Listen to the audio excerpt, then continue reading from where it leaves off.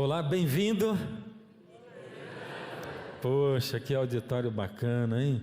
Todo mundo respondendo esse obrigado assim de primeira, coisa maravilhosa. Até parece que a gente nem ensaiou antes, né?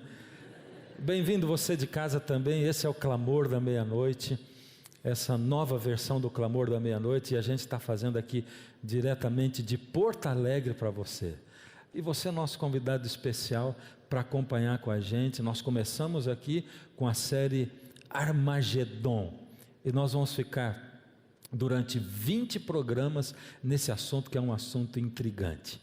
Muito bem, eu quero estimular você a pegar a sua Bíblia e ter a sua Bíblia em mão, porque hoje nós vamos usar a Bíblia algumas vezes, tá bom? Nós vamos utilizando a Bíblia à medida em que o nosso programa vai aumentando, você vai ver. Algumas vezes a gente vai utilizar.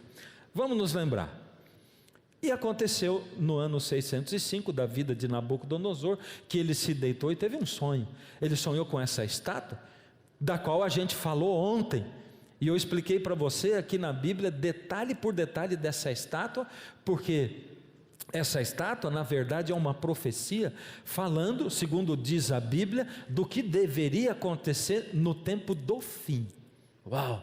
605 a.C., Deus dá uma profecia que diz respeito ao tempo do fim. Que coisa atual é a Bíblia, não é? Então, Nabucodonosor teve esse sonho. Ele não entendeu o sonho a princípio, ele não sabia o que queria dizer. Ele sonhou com essa estátua estranha que tinha cabeça de ouro, peito e braços de prata, o quadril de quê? De bronze. Vocês estão afiados. As pernas de ferro, e os pés? Parte de barro e parte de ferro, misturado. Ele sonhou com isso, e ele viu que uma pedra bateu no pé da estátua no final do sonho dele. E foi por isso que eu disse para vocês: ué, mas será que essa pedra não é o asteroide que vai se chocar aqui? Será que não é? E aí vocês estão dizendo que não. Mas na profecia vem uma pedra enorme, gigantesca, e bate exatamente nos nossos templos aqui na terra. O que é essa pedra? Bom, Nabucodonosor não tinha entendido nada. Vou voltar. E ele ficou desesperado. Você já imaginou de noite você ter um sonho desse? Porque a gente tem sonho e sonho, é ou não é? Tem sonho que você sonha, que você não dá nem bola, porque é um sonho absurdo, né? Mas tem sonhos que são diferentes.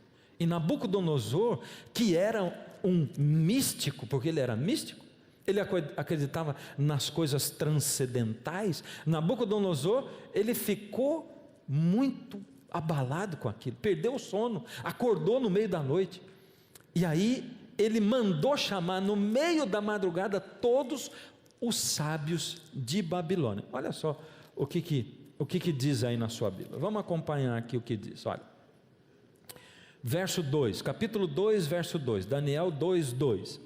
Então o rei mandou chamar os magos. Quem mais?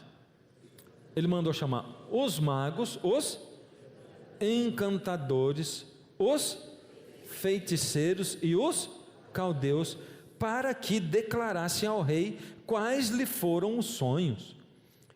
Eles vieram e se apresentaram diante do rei. Disse-lhes o rei, deixa eu fazer uma pausa aqui, olha só, o rei diz assim: tive um sonho e eu estou querendo saber o que eu sonhei. Você já imaginou um rei temperamental como era Nabucodonosor fazer uma pergunta dessa para você? Eu tive um sonho, estou desesperado, o problema é que eu não lembro qual é o sonho e eu quero saber o que eu sonhei. Essa era a pergunta do rei. Ele não diz assim: eu tive um sonho, sonhei com a estátua, eu quero saber o que significa. Não, ele diz: eu não lembro o que eu sonhei, porque ele não lembrava, e eu quero saber o que eu sonhei. Olha só o que responderam esses sábios, esse grupo de pessoas que estavam lá. Os caldeus, que era um dos grupos, né, que tinha lá magos, astrólogos, caldeus. Os caldeus disseram ao rei em aramaico: ó rei, caldeus, espera um pouquinho, olha, magos, encantadores, feiticeiros, caldeus, que são esse povo aqui? O que será que eles são? Vamos conhecer um pouquinho melhor esse povo. Por exemplo, magos. O que os magos faziam? O que era esse grupo de magos? O que eles representavam? Os magos, eles diziam que revelavam os mistérios e que conheciam os mistérios. Eles diziam que também podiam revelar o futuro. Os magos também, eles faziam essas predições mexendo em azeite e também em fígado de animais. É isso que eles faziam. Outro grupo que cita aí são quem mesmo? Os encantadores. E o que os encantadores faziam? Bom, os encantadores, eles mexiam com feitiçaria, eles eram feiticeiros. O que mais que eles faziam? Eles também mexiam com magia negra, eles estavam ali, em Babilônia, todos reunidos. O que mais faziam os encantadores? Eles se comunicavam com mortos e consultavam os mortos. Tinha o grupo dos astrólogos também. E o que os astrólogos faziam? Os astrólogos, eles previam o destino das pessoas, eles já estudavam naquela época o zodíaco, e através do zodíaco, eles procuravam dar o futuro ou o destino das pessoas, o que ia acontecer com as pessoas. Os astrólogos também, eles entendiam de astronomia, porque nessa época não eram separadas as duas coisas, a ciência, a astronomia, da crendice, a astrologia, as duas não eram separadas, né?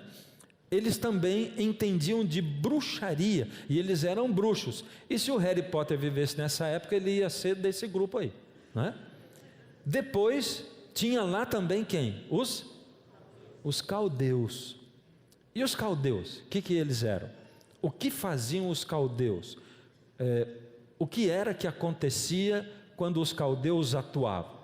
Os caldeus eram cientistas. Esse era um grupo assim mais pensador, era um grupo mais pé no chão, era um grupo que era do lado da ciência. Eles gostavam de estudar linguística, eles também gostavam de estudar matemática, e é incrível como a matemática era avançada nessa época aí. Então, esses eram os grupos. Agora veja, então o rei mandou chamar os magos, agora a gente já sabe quem são, os encantadores, os feiticeiros, os caldeus, para que declarasse ao rei quais lhes foram os sonhos. Eles vieram e se apresentaram diante do rei. O rei fez a pergunta, e quem foi o grupo que respondeu?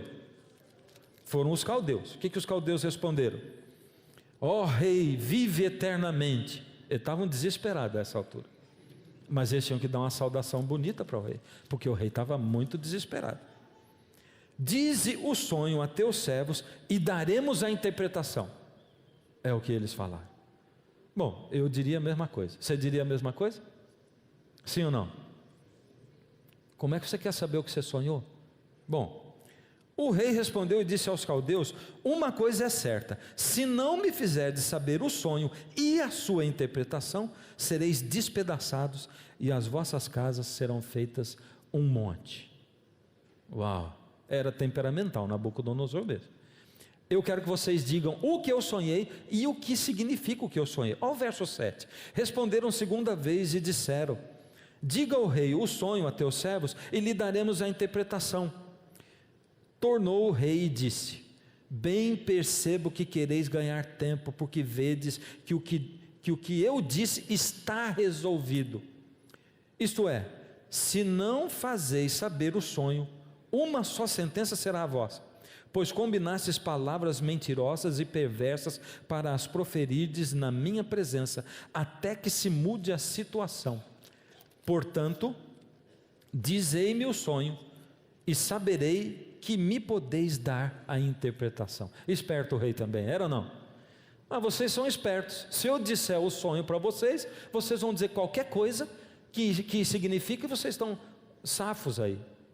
Agora eu quero que vocês façam o seguinte: se vocês sabem mesmo da interpretação, então me diz o que eu sonhei.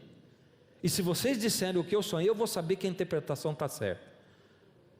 Agora veja, Daniel que não estava, foi lá, Arioque buscou Daniel, chamou, e Daniel disse assim: para que estão chamando?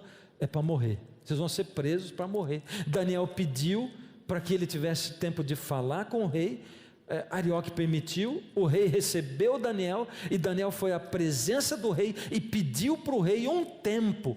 Interessante é que o rei deu esse tempo para Daniel. E ele não tinha dado tempo para os magos, para os caldeus. Por que ele não tinha dado? Porque eles disseram: rei, diz o sonho. Mas sabe o que Daniel falou para o rei? Falou: rei, se o senhor der um tempo para mim, eu vou orar para o meu Deus, e o meu Deus há de revelar o sonho que o rei teve. Mas tem que me dar um tempo para eu orar. O que você acha que o Nabucodonosor pensou? Não dá para saber, né? Porque a Bíblia não fala. Mas vendo que ele era assim, temperamental, vou dizer o que eu acho que ele pensou. Quer ganhar tempo também esse. Mas pelo menos ele não foi daqueles que diz assim: me diz o sonho. Não, vou dar tempo para você, vai. Mas não vai ser muito tempo, vai lá e ora. Ele foi e falou com os amigos dele, e eles começaram a orar. E aconteceu um negócio fantástico. Olha o que diz a história. Verso 17: então Daniel foi para casa e fez saber o caso a Ananias, Misael e Azarias. Era o nome dos três. Sadraque, Mesaque e Abdenego foi o nome que Nabucodonosor colocou, nomes babilônicos neles, para que pedissem misericórdia ao Deus do céu sobre esse mistério, a fim de que Daniel e seus companheiros não morressem com o resto dos sábios de Babilônia. Então foi revelado o mistério a Daniel numa visão de noite. Daniel bendisse o Deus do céu. Uau!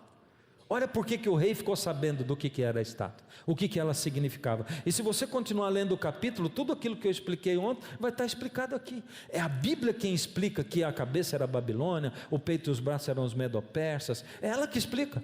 Não fui eu que inventei. E a história confirma, porque tudo que foi dito aconteceu exatamente como tinha sido predito, 600 anos antes de Cristo. Então Daniel foi, orou e Deus revelou o sonho. Aí Daniel vai lá na presença do rei. Olha só o que ele diz. Verso 27. Respondeu Daniel na presença do rei e disse: o mistério que o rei exige, nem encantadores, nem magos, nem astrólogos o podem revelar ao rei. Mas eu, Daniel, posso. Foi o que ele falou? Você está lendo a Bíblia aí? É importante ler a Bíblia. Ele não falou dele, ele falou de quem? Há um Deus no céu. Olha o que ele diz: pois fez um Deus no céu, o qual revela os mistérios, pois fez saber ao rei Nabucodonosor o que há de acontecer nos últimos dias. Uau! Uau! Essa é a palavra de Deus, 600 anos antes de Cristo, Deus dizendo através de Daniel. Daniel diz, agora presta atenção, porque antes de Daniel dizer que Deus ia revelar para Nabucodonosor o que ia acontecer nos últimos dias, Daniel disse o seguinte: olha, o mistério que o rei quer saber, nem magos, nem adivinhos, nem caldeus, nem astrólogos podem revelar ao rei. Em primeiro, quem tinha dito que era impotente? Eles mesmos. E agora, quem diz que eles são impotentes? Daniel. Ele diz. É lógico, através de Deus. Eu tenho 3 perguntas para fazer para você. Presta atenção nessas perguntas. Primeiro, por que os sábios não souberam responder para o rei o que o rei tinha sonhado? Eu quero que me responda quem não sabe a resposta, tá bom? Mas como é que você vai responder se você não sabe, né? Deixa eu fazer outra pergunta então, vai. Por que Daniel não estava na primeira vez que o rei chamou, se ele pertencia àquela classe de pessoas? Era porque Deus não queria que ele estivesse lá. Você sabe por quê? Porque se Daniel estivesse na primeira vez que o rei chamou, para o rei, Daniel fazia parte daquele grupo. Você entende? Então, se Daniel estivesse lá e o rei dissesse, vou mandar matar vocês, Daniel teria dito como para o rei? Dá um tempo que nós vamos orar e Deus vai revelar. E o que o Nabucodonosor ia pensar? O grupo dos sábios, dos astrólogos, é um povo inteligente, porque teve um lá no meio que falou mesmo, conseguiu desvendar, e o crédito ia ser para todo mundo. Então, isso quer dizer para mim que Deus intencionalmente deu um jeito. Eu não sei se o Daniel estava viajando naquela noite para fora de Babilônia, porque ele tinha um cargo lá dentro. Eu não sei o que aconteceu, mas Deus deu um jeito de que Daniel não estivesse, porque Deus queria Daniel separado daquele grupo. Ele queria mostrar que Daniel cria em alguma coisa que era diferente do que todo o resto daquele povo acreditava. Deus queria destacar a crença de Daniel, porque Daniel acreditava no único Deus, o Deus da Bíblia. Era a intenção de Deus que Daniel não estivesse lá naquela noite, na primeira noite que o rei chamou os sábios. E por que Daniel pediu tempo para orar? Por que ele pediu tempo para orar? Sabe isso? Me responde, quem souber. Você sabe que eu ouvi, né? Eu ouvi um bem baixinho assim. Por que Daniel pediu tempo para orar? O que é que você acha? É porque ele precisava da direção de Deus. É porque Daniel, ele cria em Deus, e ele sabia que Deus poderia responder aquilo. E é porque nesse assunto nós temos 3 temas diretos muito importantes. E o primeiro assunto é a oração. A oração. E foi por isso que Daniel pediu. Sabe por quê? A maioria das pessoas não acredita na oração.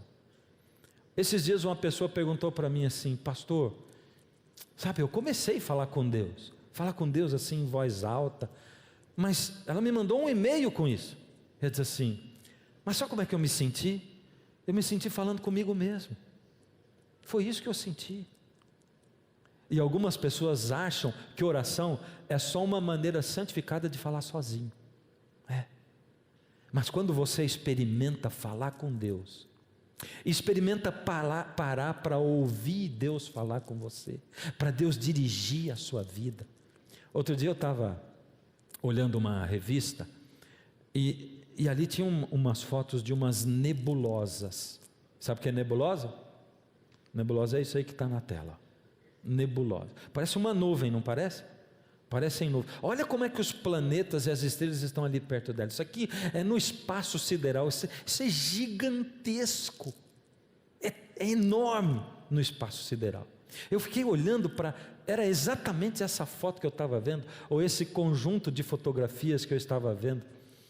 E sabe, quando eu olhei para essa coisa maravilhosa, olha só isso, eu comecei a pensar: uau, foi Deus quem criou toda essa coisa aí.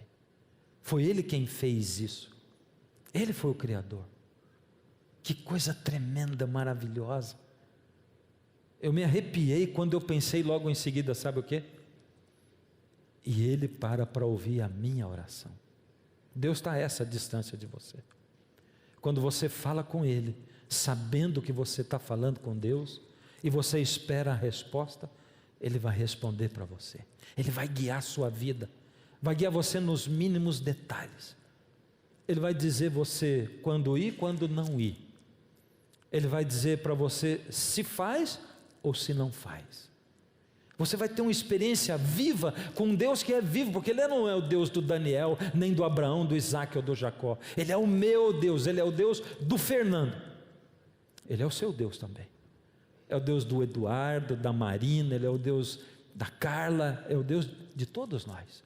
Todos nós que paramos para buscar esse Deus. Mas eu tenho que fazer uma experiência com Ele. Como é que você pode dizer assim: eu não acredito, eu não creio, se você não experimenta, se você não se lança nisso? Então, o tema primeiro desse assunto, desse estudo de hoje, é a oração. O segundo tema qual que é? Ele se chama adoração. E você vai ver que adoração tem tudo a ver com Armagedon. E adoração é uma outra palavra-chave. Qual foi a primeira chave mesmo? Não, do Armagedon, Babilônia. Babilônia, do tema geral nosso, foi Babilônia. Essa outra aqui agora é o quê? Adoração. Adoração. Sabe por quê? Adoração tem que ver com quem ocupa o primeiro lugar no seu coração. E para quem você volta a sua mente. Porque existem muitos deuses, realmente. E as pessoas dizem assim: se falar em Deus, Beleza. Falou de Deus, é de Deus. Fez o bem, é de Deus. Será que o assunto é assim mesmo? E o terceiro assunto que está envolvido dentro desse macro assunto é a verdade. E esse é um assunto difícil, sabe por quê? Porque as pessoas acostumaram a dizer assim: a verdade não existe. Já ouviu gente dizer assim? Tudo é relativo. Não existe uma verdade. A respeito de Deus não existe verdade. É interessante, né? Seu marido chega em casa às 3 horas da manhã, você desconfiada que só vendo, sente cheiro de perfume nele. No outro dia uma amiga sua procura você e ela diz assim: ai amiga, desculpa, mas eu tenho que te falar isso, que eu não consegui nem dormir direito à noite. É o seguinte, eu trabalho num motel, na portaria, e ontem quem eu vi entrando lá para meia-noite com uma loirona lá? Teu marido. Era ele, eu conheço ele, era ele. Saiu mais ou menos umas 2h30. Uau, bate tudo os horários, já não é? Aí você aperta seu marido. O que foi? O que aconteceu? Por que você chegou tarde? Minha amiga te viu. E ele: tá bom, eu vou ter que te falar. Eu não falei porque você não ia acreditar na minha história. Conta, eu não ouvi ainda, não é? Bom, acontece que o meu patrão, você sabe, ele é um sem vergonha, aquele meu patrão, e ele tem um amante, e ele tinha ido naquele motel com a amante dele. Mas sabe o que aconteceu? Ela perdeu um anel que ele tinha dado para ela lá no motel. E ele falou para mim ontem, quando eu estava saindo do trabalho, ele falou: olha, é o seguinte, eu vou ter que viajar, ela perdeu o anel e eu preciso que você vá com ela lá no motel para buscar esse anel. E a gente foi lá buscar o anel. Aí você olha para ele e diz assim: eu quero que você me diga verdade. Ué, e tem verdade em relacionamento humano assim? Tem ou não tem? Lógico, qualquer relacionamento é baseado na verdade. Nenhum relacionamento é baseado em mentira. Agora, quando eu quero me relacionar com Deus, eu digo: a verdade é relativa. Sabe o que eu estou dizendo para Deus? Estou dizendo assim: Deus, para eu me relacionar contigo, eu faço o que eu quero, e o Senhor vai aceitar o que eu quero. Nesse relacionamento eu acabo sendo Deus, eu acabo determinando o que eu quero fazer. E eu digo: não existe uma verdade. Olha o que a Bíblia diz: respondeu-lhes Jesus: eu sou o caminho, a verdade e a vida. Ninguém vem ao Pai senão por mim. Ele disse: eu sou o caminho, a verdade. Então o que é a verdade? Jesus é a verdade, Ele é a verdade. Mas Ele disse também: santifica-os na verdade, a tua palavra é a verdade. Espera aí, mas a verdade é Jesus ou é a palavra de Deus? Porque num lugar Ele diz que é Ele, e no outro lugar Ele diz que é a Bíblia, a palavra de Deus. Qual dos dois é a verdade? É Jesus ou é a Bíblia que é a verdade? Os dois são a verdade. Então pode ter duas verdades? Olha o que ele diz: examinais as Escrituras, porque julgais ter nelas a vida eterna, e são elas mesmas que testificam de mim. Lógico, Jesus é a verdade, e a Bíblia é a verdade, porque ela testifica de Jesus. É isso. A Bíblia é a verdade, porque a Bíblia conta de Jesus. E você vai ver nessa série mesmo, daqui uns programas, uns 2, 3 programas para frente, você vai ver como que a Bíblia todinha fala de Jesus. Jesus é o centro da Bíblia, Jesus é o centro do Antigo Testamento, Jesus é o centro do Apocalipse, Jesus é o centro do Armagedon. Jesus está na Bíblia de fora a fora. É por isso que a Bíblia é a verdade. E essa era a diferença entre Daniel e os outros. É porque Daniel acreditava no Deus da verdade, no Deus da palavra. Toda escritura é inspirada por Deus e útil para o ensino, para a repreensão, para a correção, para a educação na justiça. 2 Timóteo 3,16 está dizendo que quanto da Bíblia é útil e quanto da Bíblia é inspirado por Deus? Essa resposta eu preciso mais forte. Quanto da Bíblia é inspirado por Deus? Você está prestando atenção no que você está dizendo? E eu vou chamar a sua atenção aqui, sabe por quê? Tem muita gente que diz assim: não, os evangelhos dá para a gente aceitar, mas tem coisa na Bíblia que não dá, né? Essa história do Adão e da Eva, essa coisa da serpente e tal. Aí está dizendo que toda escritura é inspirada. E aí eu sei que você vai pensar assim: mas poxa vida, mas ele está falando isso, esse povo crente é meio, sei lá, cabecinha pequena. Se o cara estudar ciência hoje, ele vai saber que isso não é verdade. Pois eu quero fazer uma série do Clamor da Meia-Noite só a respeito de ciência e Bíblia, para a gente mostrar pela ciência evidências fantásticas de que Deus criou o mundo e de que a Bíblia é certa. Mas saiba que a gente não vai assim só na fé. Deus deu evidências 1000 para a gente crer que Deus é o Criador e que a Bíblia é o livro dele. A palavra de Deus é viva e eficaz, mais cortante do que qualquer espada de 2 gumes, e penetra até o ponto de dividir alma e espírito, juntas e medulas. É apta para discernir os pensamentos e os propósitos do coração. Essa é difícil, sabe por quê? Porque a palavra de Deus é assim. Aí está dizendo que a palavra de Deus, ela é viva como uma espada de 2 gumes, que ela entra no seu coração e é capaz de dividir alma e espírito. E esse é um outro problema, porque hoje nós vivemos numa geração de gente egoísta. As pessoas vão para a igreja, sabe para quê? Para receber bênção, para receber milagre, para receber emprego. Tem gente que vai para a igreja para investir dinheiro, para receber dinheiro de volta. Um monte de gente egoísta. E essas pessoas gostam de ir em igreja que elas escolhem. Elas escolhem uma igreja assim: eu vim nessa porque aqui eu me senti bem. Tem um louvor que eu gosto, tem uma oração que eu gosto, a palavra do pastor, nossa, a gente entra assim pesado, a gente sai se sentindo leve. E a mensagem diz assim: Jesus, Ele cuida de todos os seus problemas. Se você está doente, Jesus cura você. Se você perdeu o emprego, Jesus te dá emprego. É isso que as pessoas gostam. Mas aqui está dizendo que a palavra de Deus, ela penetra o seu coração e ela é capaz de rasgar o seu peito. Deus não está oferecendo a palavra como um remédio, como uma pomadinha para passar. Ele está oferecendo como um bisturi. Ele está dizendo: quando você vai para a palavra, ela é profunda, ela é capaz de rasgar o seu peito, ela é a solução para a sua vida. Ela divide juntas e medulas, alma e espírito. É isso que a palavra faz. Ela muitas vezes vai no fundo da sua alma e ela vai ter que fazer uma cirurgia cardíaca com você. Ela vai ter que arrancar o seu coração e botar um outro coração, porque seu coração é de pedra. E lá em João 8, Jesus faz uma declaração muito conhecida. Ele diz assim: um grupo de pessoas que estavam seguindo Jesus. E ele diz: e conhecereis a verdade, e a verdade vos...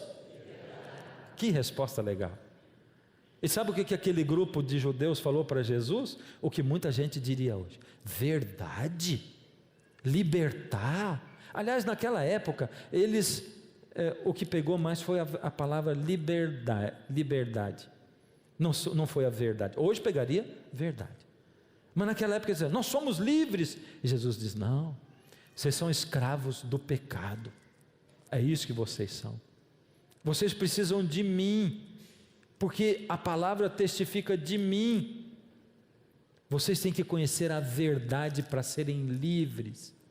Você acha que quem conhece a Bíblia é livre? O que você acha? Acha que quem conhece a Bíblia, a palavra de Deus, se torna livre? Sim ou não? Mas não é isso que muita gente diz, é? O pessoal diz assim: eu não vou para a igreja, sabe por quê? Não pode isso, não pode aquilo, não pode aquilo outro, não pode aquilo outro. Tem um monte de regras. E é por isso que tem gente que diz assim: eu me encaixei melhor nessa igreja aqui, sabe por quê? Porque eu posso continuar sendo do jeitinho que eu sou, não tem que mudar nada. Engraçado, é assim que você cria o seu filho em casa? Tudo livre? Pode tudo? Você diz: mamãe, não quero comer legumes nunca mais na minha vida, nem frutas e nem verduras.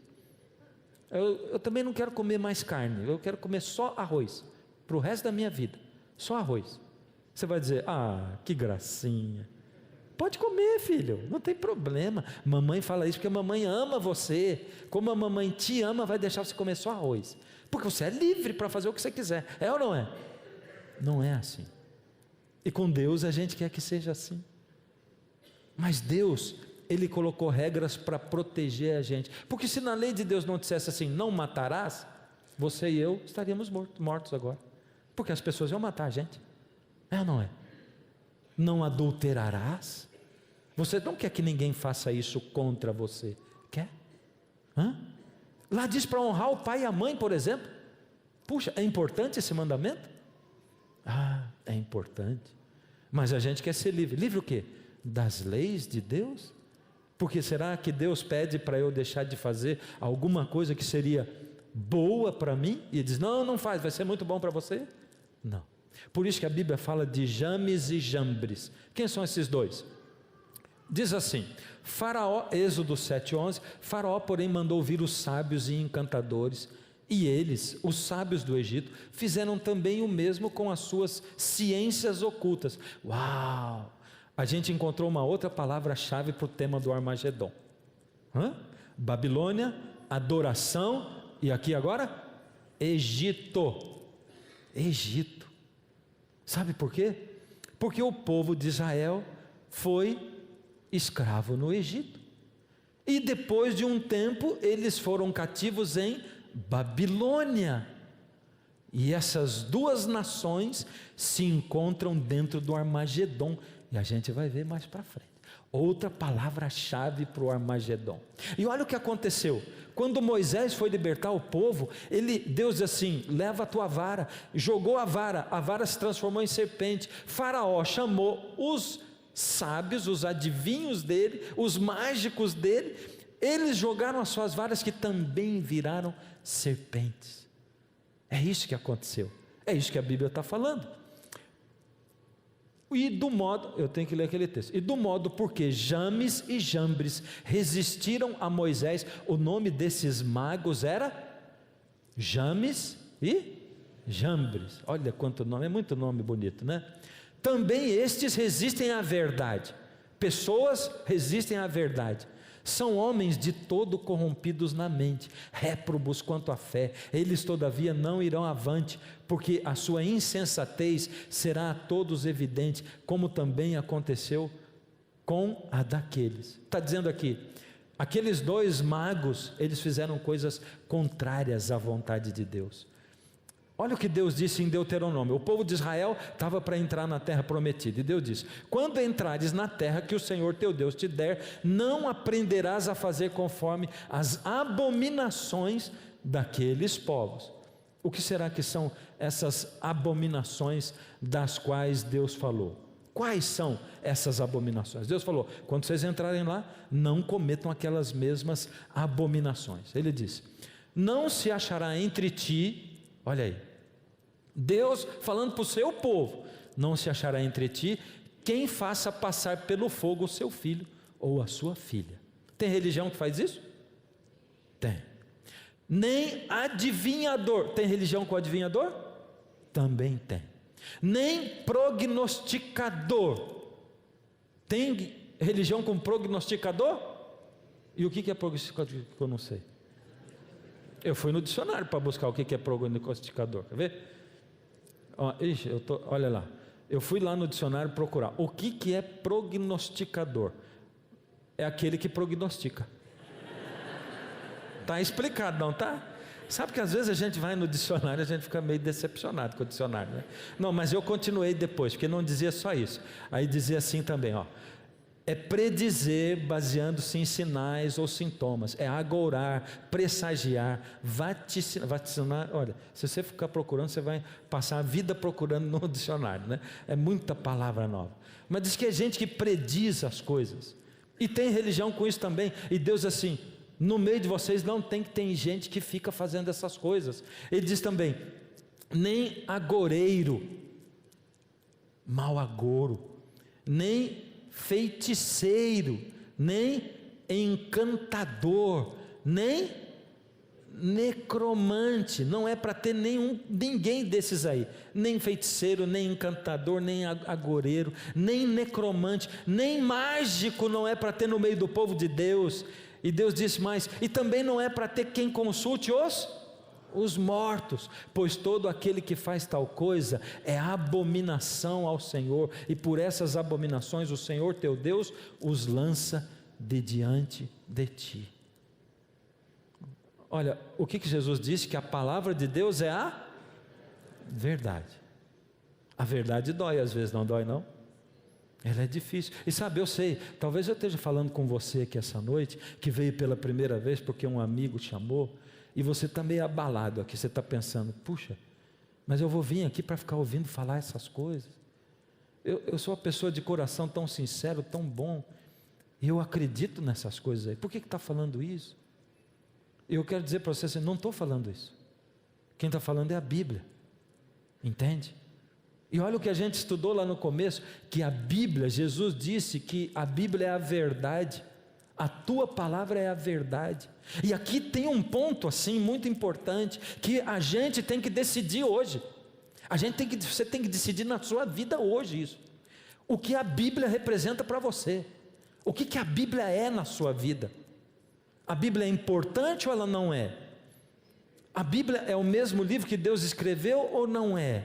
A Bíblia, ela é relevante? Será que a Bíblia é mesmo como nós lemos lá em 2 Timóteo 3,16? Porque toda a escritura é inspirada, é isso que você acredita? Ou você acredita na religião que você abraçou? Você acredita na Bíblia ou na sua religião? Se o teu pastor disser alguma coisa contrária à Bíblia, você vai ficar com a Bíblia ou com o teu pastor? É com a Bíblia? Sabe, como eu digo, não fica prestando atenção no que pastor fala, não acredita, eu sou pastor, não acredita no que eu falo, é verdade, não é para acreditar no que eu falo. Quando eu falar, eu vejo que tem gente aqui anotando o que eu estou falando, anotando textos. Quando eu falar, vai para a tua casa, vai lá conferir, diz, isso aqui que ele falou, está aqui. Porque se eu falar alguma coisa que está contra, você volta e fala assim, você falou aquele negócio, mas é mentira, não estava certo. E faz isso com qualquer pessoa, faz com um pastor, faz com um padre, faz com o Papa isso. Se o Papa disser alguma coisa que não está de acordo com a Bíblia, você vai acreditar nele ou na Bíblia? Em quem a gente acredita, sabe por quê? Porque o Papa, ele andou pedindo perdão de coisas que foram feitas erradas no passado, porque ele é um ser humano também, e os outros papas eram seres humanos também. Então nós seres humanos erramos, mas Deus que foi quem fez a palavra, Ele não erra, e eu tenho que decidir qual é o lugar que a Bíblia toma na minha vida. E olha o que a Bíblia diz, por exemplo, sobre os mortos. Por que a Bíblia diz assim, não é para consultar os mortos? Olha o que diz ali, presta atenção, porque os vivos sabem que hão de morrer, mas os mortos não sabem coisa nenhuma, nem tampouco terão eles recompensa, porque a sua memória jaz no esquecimento. Coisa estranha isso, né? Sabe por que é estranho? Porque todo mundo acredita que depois que a pessoa morre, ela continua vivendo, mas a Bíblia está dizendo que quando a pessoa morre, a memória dela fica no esquecimento. E diz lá, amor, ódio, inveja, para eles morreram, para sempre não tem eles parte em coisa alguma do que se faz debaixo do sol. Meu Deus, olha esse texto, olha o que está dizendo a Bíblia, que quem morreu não vai ter parte em nada que acontece na terra para sempre, nunca mais. É forte isso, principalmente baseado naquilo que muitas pessoas acreditam e pregam. Alguém pode dizer, mas hoje não é diferente? Tanto tempo passou desde que a Bíblia foi escrita, hoje é diferente. É diferente ou não é? O que você acha? As coisas mudaram ou não mudaram? Se atualizaram. Olha o que diz aqui em Malaquias 3,8, Deus diz assim, porque eu, o Senhor, não mudo. Se Deus não muda, as coisas não mudaram. Foi daquele jeito e é desse jeito até hoje. E sabe que muitos falsos profetas existem, e tem dois tipos de falso profeta, dois tipos. Dá uma olhada aqui nesse texto, Mateus capítulo 7, Lê o que está escrito aqui. Olha que coisa interessante esse texto. Ele é um texto que me deixa boquiaberto, muito revelador. Mateus capítulo 7. Aqui Jesus está falando a respeito da vinda dele. E olha o que ele diz no verso 15: acautelai-vos dos falsos profetas, que se vos apresentam disfarçados em ovelhas, mas por dentro são lobos roubadores. Olha só o que ele está dizendo. Cuidado com os falsos profetas, eles vão tentar enganar você. Pelos seus frutos os conhecereis. Colhem-se porventura uvas dos espinheiros ou figos dos abrolhos? Então é fácil eu conhecer um profeta falso, não é? Como é que eu vou conhecer? Olha, tinha profeta falso em Babilônia, tinha no Egito, e Jesus está dizendo, cuidado que vai ter hoje também, no tempo do fim também vai ter. Você vai conhecer pelos frutos, e aí que as pessoas escorregam, na casca do fruto. Sabe por quê? Porque elas pensam assim, falou de Deus, é de Deus. Fez caridade, é de Deus. Isso é o fruto, é ou não é? Aqui Jesus diz qual é o fruto que o profeta tem que ter. Verso 21. Nem todo o que me diz Senhor, Senhor, entrará no reino dos céus. Olha, isso aqui já é uma declaração, está dizendo, não é todo mundo que fala em meu nome, que chama o nome de Deus, que vai entrar no céu, não. Não é todo mundo que se diz pastor que vai entrar no reino do céu. Não é todo mundo que se diz profeta que vai entrar no reino do céu. Não é todo mundo que faz milagre que vai entrar no reino do céu. E não é todo mundo que faz caridade que vai entrar no reino do céu. Nem todo mundo que fala em meu nome. Não é todo mundo que prega de Jesus que vai entrar no reino do céu. E nem todo mundo que fala de amor que vai entrar no reino do céu. Ele diz, mas aquele que faz a vontade de meu Pai que está nos céus. Esse é o fruto. Aonde está revelada a vontade do Pai? Onde Deus revelou a sua vontade? A vontade do Pai está revelada aqui na minha mão, na Bíblia. E nós voltamos de novo para a Bíblia, para esse livro aqui. Interessante. Se a Bíblia é capaz de ter uma profecia como Daniel 2, prevendo o mundo inteiro, e como a do Armagedon, como você vai ver nos detalhes, a gente tem que dar atenção para ela. Olha o que ele diz mais: muitos naquele dia hão de dizer-me, Senhor, Senhor, porventura não temos nós profetizado em teu nome não expelimos demônios, e em teu nome não fizemos muitos milagres? Esse é um grupo especial de gente, é ou não é? Jesus diz, muitos naquele dia, no fim de tudo, quando eu voltar no dia do julgamento, vão me dizer, Senhor, Senhor, nós, enquanto a gente estava aqui vivendo nessa terra, nós expelimos demônios. Você vê hoje gente que faz isso? Nós fizemos milagres, nós profetizamos em nome de Jesus.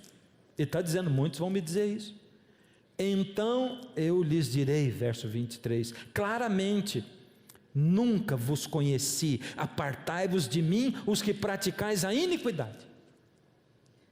Você pode fazer milagre, expelir demônio, você pode fazer curas e profetizar em nome de Deus, mas se você não faz a vontade do Pai, que está expressa na palavra dele, você está fazendo pecado, iniquidade. Vocês praticam a iniquidade. Poxa, mas é capaz que alguém que profetiza, expele demônio, faz milagre, esteja fazendo pecado? Esteja pecando fazendo essas coisas? Mas ele está fazendo bem. Deixa eu perguntar para você, é fazer o mal dar um sorvete para uma criança? É fazer o mal? Em si não. Depende do porquê eu vou fazer isso, né? Se eu vier no meu carro e usar um sorvete para atrair essa criança para dentro do meu carro e raptar essa criança, aí é fazer o mal, é ou não é? É assim que o inimigo usa os seus servos. Ele rapta essas pessoas através do pensamento, porque tudo o que Deus quer é que você fique firmado na verdade, e tudo o que o inimigo quer é que você fique firmado no que os homens dizem, no que eles fazem e nos enganos que eles trazem. E pensa bem, porque o Armagedon tem tudo a ver com lutas, guerras e batalhas espirituais. Tudo a ver com isso. Conhece a história de Simão? Olha o que diz, Atos 8, 9 e 10. Ora, havia certo homem chamado Simão, que ali praticava mágica. Ele era um mágico. Lembra que Deus tinha dito para o povo de Israel? Que não tenha no meio de vocês mágico. Iludindo o povo de Samaria, insinuando ser ele grande vulto, ao qual todos davam ouvidos, do menor ao maior, dizendo: esse homem é o poder de Deus, chamado o grande poder. Veja só, aqui está dizendo que ele é mágico, mas o povo não dizia que ele era mágico. O povo dizia que ele era um homem de Deus, e que o que ele fazia era pelo poder de Deus. Mas a Bíblia está chamando ele de mágico. Não está dizendo que ele era um profeta de Deus, nada disso. Não está dizendo que ele era um homem de Deus, nada disso. Simão queria isso. Vendo, porém, Simão, que pelo fato de imporem os apóstolos as mãos, era concedido o Espírito Santo, ofereceu para os apóstolos, Simão ofereceu para os apóstolos, o quê? Dinheiro. Essa palavra move muita gente. Propondo: concedei-me também a mim este poder. Porque os discípulos chegaram, impondo a mão sobre as pessoas, elas recebiam o Espírito Santo, a vida delas mudava. E ele diz assim: eu também quero isso, porque eu sei fazer mágica, mas isso eu não sei fazer, e eu vou dar um dinheiro para vocês, deem isso para mim. Sabe, tem gente que acha que dá para ficar mercadejando a palavra de Deus. Tem gente que acha que o dinheiro move tudo, inclusive a fé, e inclusive a vontade de Deus. E ali diz assim: Pedro, porém, lhe respondeu: o teu dinheiro seja contigo para perdição, pois julgaste adquirir por meio dele o dom de Deus. Pedro está dizendo assim: se você está achando que você pode comprar o dom de Deus com dinheiro, você vai para a perdição. E olha, eu vou ter que falar com muito carinho para você, porque tem gente investindo dinheiro, achando que Deus é negociante. Eu invisto dinheiro na igreja e depois recebo dinheiro.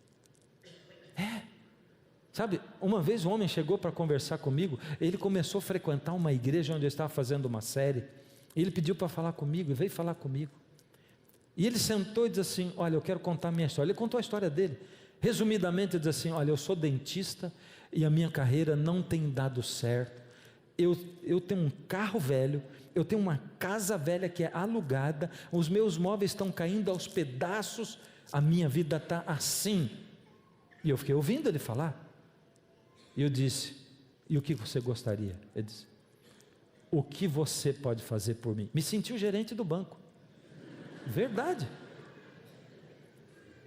Eu disse assim: alguma coisa você não entendeu certo. Não tem jeito de você investir no banco de Deus aqui, porque nessa igreja aqui a gente investe no banco do céu, não no da terra. É o que Jesus disse para o jovem rico: você vai, vende tudo que você tem, dá o dinheiro para os pobres, e você terá um tesouro no céu. Sabe como é que é? Quem quer tesouro no céu? Ele não voltou mais na minha igreja, não voltou mais lá, porque Jesus diz: no mundo tereis aflições. Jesus diz: não junta prata ou ouro aqui na terra, porque aqui a traça e a ferrugem corroem. E esse discurso de Jesus não condiz com muitos discursos que a gente ouve hoje. Olha o que diz aqui: porque nós não estamos como tantos outros, é Paulo falando, mercadejando a palavra de Deus. Antes, em Cristo é que falamos na presença de Deus com sinceridade e da parte do próprio Deus. Sabe o que eu estou querendo dizer? Eu não estou aqui falando contra a igreja A, B, C, não estou falando contra a igreja, porque Deus tem filhos sinceros em todas as igrejas. Deus tem pastores sinceros em todas as igrejas. Deus tem gente sincera em qualquer igreja. Ele tem, até mesmo em igrejas não cristãs, Ele tem pessoas sinceras, cada um no seu tempo de desenvolvimento, cada um com a luz que recebeu. Mas Ele tem também um monte de gente que não é sincera em todos os lugares, inclusive aqui dentro, em todos os lugares. É Deus quem conhece o coração de cada um. Mas eu quero levar você para cá, porque eu preciso colocar um alicerce antes da gente chegar no Armagedon. Eu preciso plantar um canteiro, eu preciso construir um alicerce, para a gente construir em cima a casa Armagedon. E eu preciso dizer para você, o Armagedon adverte a gente, cuidado, porque nos últimos tempos, os mesmos sábios de Babilônia e do Egito estarão vivendo, eles mesmos estarão atuando, eles são disfarçados de ovelha, mas são lobos, eles têm que fazer a vontade de Deus e falar de acordo com a palavra de Deus, porque senão não são de Deus, são pessoas que estão perdidas. E por que é difícil alguém se salvar? Porque o eu é muito grande, o eu é muito grande. Quando Jesus encontrou o jovem rico, ele falou para o jovem rico: você diz que guarda a lei, mas você já quebra o primeiro mandamento que diz: não terás outros deuses diante de mim. O seu Deus é o dinheiro. O que o jovem rico fez quando ele ouviu aquilo? Saiu tarde, saiu triste, mas ouvindo ele essas palavras, ficou muito triste, porque ele era riquíssimo. Como é duro, não é? Abrir mão dos bens materiais. Os bens materiais têm consumido a gente, têm consumido o nosso tempo, nossa vida. Os bens materiais acabam conosco, com o nosso tempo, com o tempo da família. E quanta gente trabalha pelos bens materiais, mas não consegue ficar com os filhos.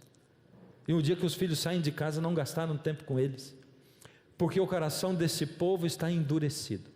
De mau grado ouviram com os ouvidos, fecharam os olhos, para não correr o risco de verem com os olhos, ouvirem com os ouvidos, entenderem com o coração, se converterem e serem por mim curados. Eu vou dizer para você, eu não me sinto confortável falando todas essas coisas, não me sinto assim à vontade dizendo tudo isso. Na minha cabeça fica sempre uma preocupação: puxa, alguém que ligou a TV agora pela primeira vez na TV Novo Tempo está pensando assim: puxa, mas eu vou encontrar uma coisa dessa, está difícil, porque o que ele está dizendo aí? Que a Bíblia, eu tenho que acreditar na Bíblia, está dizendo que a verdade é o que está na Bíblia, mas a Bíblia está falando coisas que eu não acredito? Será que o que ele está falando está certo? Não sou eu que estou dizendo, é a Bíblia. E eu não me sinto à vontade falando um monte de coisa que vai de encontro ou vai contra aquilo que você pensa. Não me sinto. Mas eu vou dizer por que eu falo. Olha o que diz aqui a Bíblia: a ti, pois, ó filho do homem, te constituí por atalaia sobre a casa de Israel. Tu, pois, ouvirás a palavra da minha boca e lhe darás aviso da minha parte. Deus está falando aqui com o profeta, e Deus está dizendo assim: eu constituí você como atalaia. O que é o atalaia? Subia em cima do muro da cidade, e quando o exército inimigo estava se aproximando, ele dava voz de comando, tocava a trombeta e anunciava que vinha o inimigo. E Deus está dizendo: eu constituí você, eu estou falando com você, você é atalaia. E o que ele fala? Você vai dar um aviso da minha parte. Que aviso é esse? Ele diz: quando eu disser ao ímpio, ao pecador, que é certo que ele morrerá, e você não falar para dissuadi-lo dos seus caminhos errados, aquele ímpio morrerá por causa da sua iniquidade, por causa do seu pecado, mas eu considerarei você responsável pela morte dele. Está entendendo? Por que eu estou falando para você? Eu estou falando porque eu, através da palavra, tive conhecimento dessas coisas. Porque através da palavra, eu pude saber essas coisas que são verdade. E Deus está dizendo: eu vou cobrar de você se você não falar. E você vai ser responsável. Porque eu preciso que eles saibam. Por quê? Porque é você quem vai decidir. É você quem sabe da sua vida. É você quem sabe o que vai fazer com ela. O que você vai fazer com essa verdade? É você quem decide isso. E sabe, Deus, nesse momento em que a gente está chegando agora no fim do programa O Clamor da Meia-Noite, Ele chega em você e Ele começa a falar no seu ouvido, na sua consciência, no seu coração, na sua mente. Ele começa a mexer ele causa um incômodo aí. E ele diz assim: eu preciso de você, que você primeiro aceite a Bíblia como sendo a minha palavra inspirada. E tira da sua cabeça esse negócio de Bíblia católica, é tudo igual. Tudo que diz em uma, diz na outra, igualzinho. Então Deus diz: eu preciso que você creia na Bíblia, porque ela é a minha palavra. E eu pergunto para você: está disposto a crer na Bíblia? Mais do que nos homens? Nos religiosos? Nos pastores? Nos padres? Nos gurus? Nos guias? Nos médiuns? Nos astrólogos? Está disposto? Essa é a primeira coisa. Segundo, que você creia em mim como o Deus criador e mantenedor do universo. Fácil isso? Não é fácil, é difícil.